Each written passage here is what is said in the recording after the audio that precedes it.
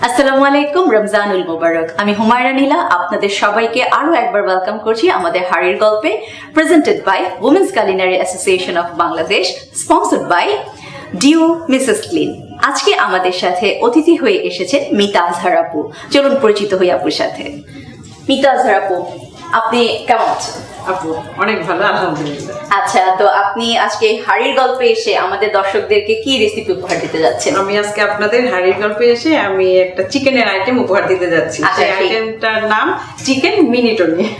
Chicken মিনিটনি নামটা তো খুবই ইন্টারেস্টিং, মনে হচ্ছে খুবই মজার কিছু একটা হবে। আচ্ছা, তাহলে আমাদের এই রেসিপি করতে কি কি লাগছে?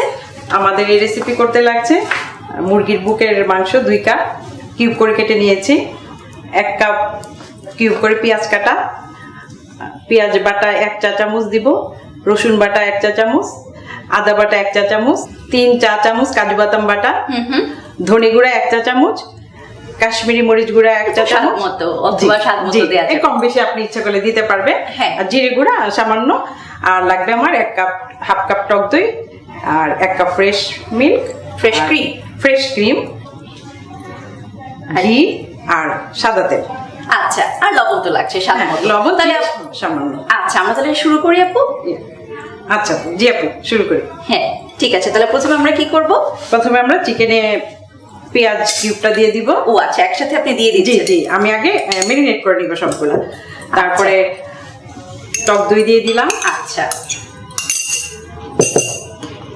কাশ্মীরি মরিচ 1 চা চামচ, জি, ধনে গুঁড়া 1 চা চামচ, আদা বাটা 1 চা চামচ। ওকে, সব 1 চা চামচ, মানে পরিমাণটা মনে রাখা খুবই সহজ। আর আমি এখানে দিয়ে দিলাম কাজু বাদাম বাটা 3 চা চামচ। আচ্ছা, পেঁয়াজ বাটা দিব 1 চা চামচ, আর জিরে গুঁড়া দিব হাফ চা চামচ। আচ্ছা, রসুন বাটা দিয়ে দিব 1 চা চামচ। আচ্ছা, চিনি স্বাদ মতো, কেউ ইচ্ছে হলে একটু বেশি কম আপনাদের পছন্দ মতো দিতে পারবেন। আচ্ছা, বাই দিস টাইম আমাদের প্যানটা গরম হয়ে গেছে, আমি প্যানটা একটু এই পাশে নিয়ে আসছি, আপনি ওটা মাখাতে থাকেন। আর লবণ স্বাদ মতো, এখানে আমি 4.5 চা চামচ লবণ দিয়ে দিলাম। এখন আমি এটা ভালো করে ম্যারিনেট করে নেব। ম্যারিনেট করে 1 ঘন্টা রেখে দিলে খুবই ভালো হয়। আর সময় স্বল্পতার জন্য সাথে সাথে ম্যারিনেট করে রান্না করা যায়। আচ্ছা, মানে আমাদের এখানে দর্শক আপুর যে ইনগ্রেডিয়েন্টস গুলো ছিল এগুলো একদম সবকিছু দিয়ে, শুধু ঘি আর তেলটা বাদে সমস্ত উপকরণ এবং ফ্রেশ ক্রিমটা বাদে বাকি যে উপকরণগুলো আপুর ছিল সেগুলো দিয়ে আপু চিকেনটাকে ভালো করে মাখিয়ে নিচ্ছে। জি আপু, আমার এখন মাখা হয়ে গেছে। আচ্ছা, তাহলে আমি প্যানটা দিয়ে দিই। আচ্ছা ঠিক আছে, ম্যারিনেট করে কিছুক্ষণ রেখে দিলে ভালো হয়, কিন্তু আমরা যদি আমাদের একটু সময় কম থাকে, তাড়াহুড়ো লাগে, তাহলে আমরা অল্প সময়ের মধ্যে এটা করে নিতে পারি। আচ্ছা ঠিক আছে, তাহলে এখন আমি ফ্রাই প্যানে হাফ কাপ তেল দিয়ে দিলাম। আচ্ছা, সঙ্গে আমি হাফ কাপ ঘিও দিয়ে দিলাম।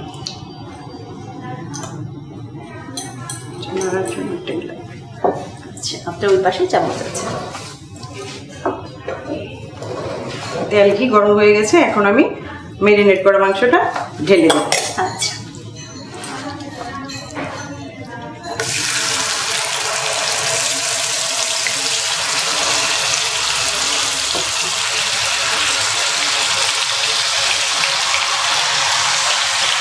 মাংসটা আমি এখন ঢেলে দিয়ে আস্তে আস্তে নেড়ে রান্না করে নেব। আচ্ছা, জিনিসটা খুবই ইন্টারেস্টিং, সব মশলা দিয়ে মেখে আমি খুবই অল্প সময়ে, রোজার সময় সবাই অনেক রোজা রেখে তারপরে ঝটপট একটু রেসিপি করতে চায়, তখন এটা সেহরিতে খুব ভালো সময়, অল্প সময়ে খুব ভালোভাবে করা যাবে। আচ্ছা আচ্ছা,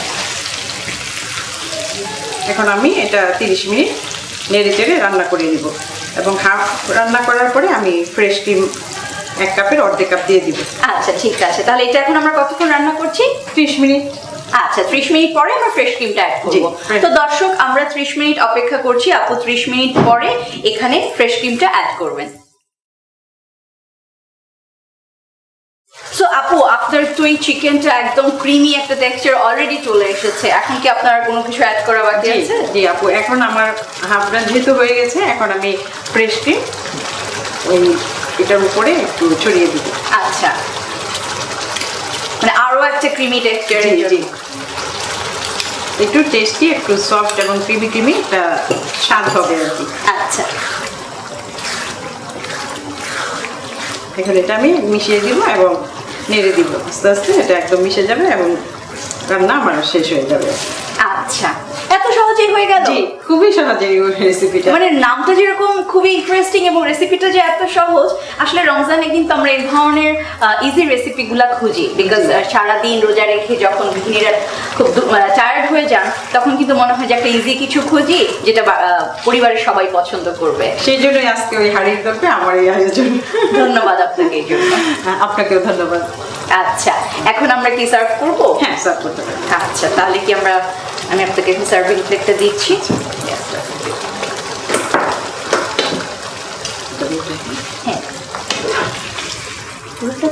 হ্যাঁ হ্যাঁ হ্যাঁ,